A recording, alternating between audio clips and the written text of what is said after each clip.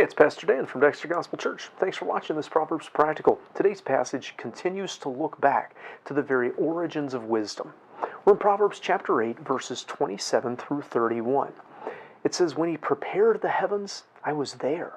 When he set a compass upon the face of the depth, when he established the clouds above, when he strengthened the fountains of the deep, when he gave to the sea his decree that the waters should not pass his commandment, when he appointed the foundation of the earth, then I was by him, as one brought up with him, and I was daily his delight, rejoicing always before him, rejoicing in the habitable part of his earth, and my delights were with the sons of men." We saw in the last video that wisdom is the one talking here, and it's talking about its origins. It existed before the world was created. It was with God from the very beginning, and it is bound up in the nature of God himself. This passage says that before the beginning, wisdom was by God, that God delighted in wisdom, and wisdom delights in God. The passage then talks about creation, how God made the heavens and the earth, the sea and the land. Wisdom was there for the whole process. God, the author of wisdom, is also the engineer of creation. The last video told us, or focused on what this told us about how to approach wisdom. Rather than just getting wisdom from the natural world, we should go to the source, God. This passage also tells us something about how we should approach the natural world itself.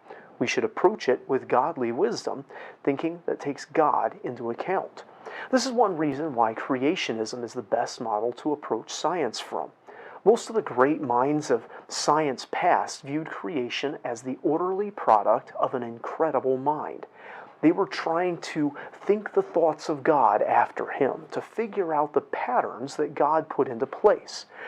When we reject the idea of a creator and designer and view the universe purely as the product of random changes and chance and environmental pressures, it hamstrings science.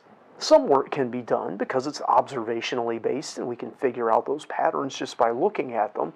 And the wisdom God built the world with can be discovered even with false presuppositions sometimes. But I have to wonder how much progress could be made if we shifted back to the presumption, the presupposition, that creation has order and purpose to it. It would have saved a lot of time and wasted energy on things like vestigial organs or junk DNA, for instance, if we'd approached those with the assumption that God didn't build anything into his designs that were useless, rather than seeing the shadows of an evolution that never took place. The culmination of wisdom, the peak of the expression of the image of God, is in humanity, as verse 31 speaks of wisdom's delights being with the sons of men. Humanity is the greatest expression of God's wisdom, and humanity is part of the creation that's supposed to learn God's wisdom and apply it. Wisdom applies not just to inanimate creation, but also to human beings, our societies and interactions and relationships. This reality that God built the world and all in it to operate by the same wisdom that he's the author of explains why you reap what you sow, why the wisdom of God works in this world, even though sometimes it doesn't seem like it's going to according to our fallen minds. The God that is the source of wisdom integrated that wisdom into the very fabric of his creation. We don't always understand how it will work any more than we understand all the complexities of nature yet. But it does work. God is the author of both, and they fit together.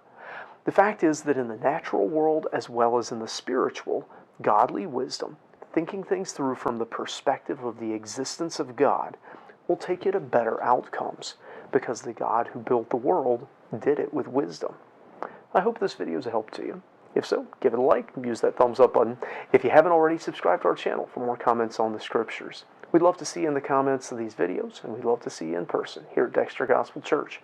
Until next time, I hope you stay well and apply godly wisdom to every part of life.